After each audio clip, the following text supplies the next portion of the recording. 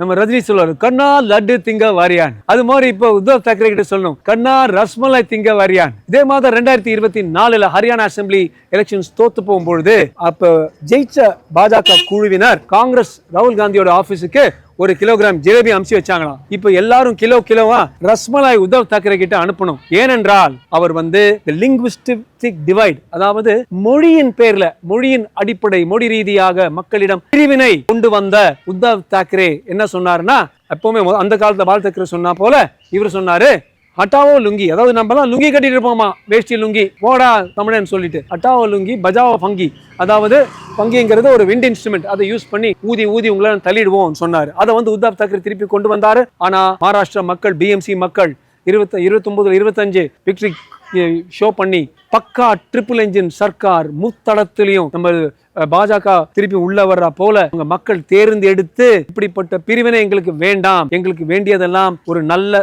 சர்க்கார், எங்களுக்கு வேண்டியதெல்லாம் ஒரு நல்ல வளர்ச்சி, எங்களுக்கு வேண்டியதெல்லாம் மக்களுடைய பொதுநலம் யாரு கருதி பண்றாங்களோ அவங்களுக்கு தான் பண்ணான்னு சொன்னாங்க.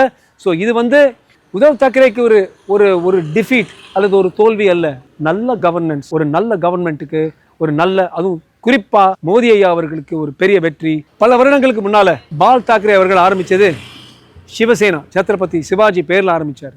ஆனா இப்ப அது ரெண்டா பிளந்து இருக்கு. ஒரு பக்கம் ஒரிஜினல் சிவசேனா இருக்கிறது, இப்ப பாஜகவோட இருக்கு. ஆனா மத்த பிளந்த இடம் இருக்குது, இந்த உத்தவ் தாக்கரே இந்த லுங்கின்னு சொல்லிட்டு அண்ணாமலை ரசமலாயின்னு சொல்றாங்க, அது சிவசேனாவே இல்லைங்க, அது வேற ஒண்ணுமே இல்லை, அது சோனியா சேனா.